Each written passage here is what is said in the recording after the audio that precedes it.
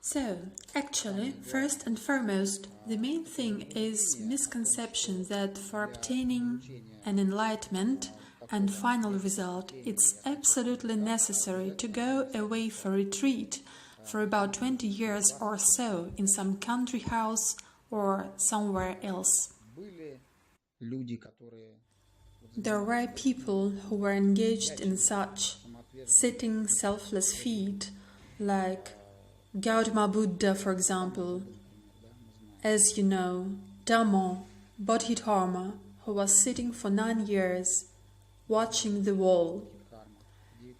Those who have heard my lecture about Udaan, it's been published in my Live Journal, not like a separate lecture, but as a comment to our latest lecture. I was telling this lecture about Prince of Zenle Kingdom, who came to Udaan and stayed there. Do you remember?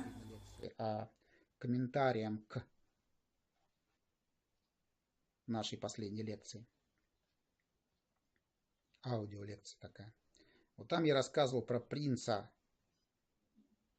царства Дзенле, который пришел на Удан, там остался, помните, да? И так далее, и так далее. И в конце концов вот он... And so on and so forth. So, he sat down there for about 35 years and he got the result.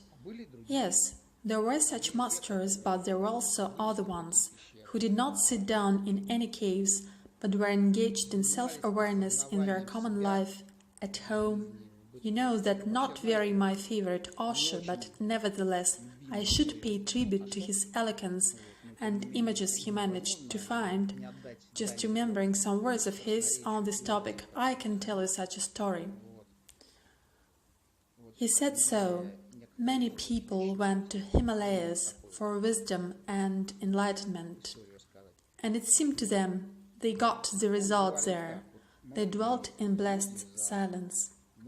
But at some point they lost understanding that this silence was not their silence. That was the silence of Himalayas. They just had no provocations there. If they went down to earthly affairs and turned up again into the world of events, when every second they had certain reactions to this or that event, some attitude to the events, then they could notice that they did not get the real enlightenment, but just got into delusion. So, do not replace your inner silence by the silence of your external conditions, the silence of cave, mountains, or some other places and retreats. Тишиной внешних условий, тишиной пещеры, гор или каких-то других мест ретритов.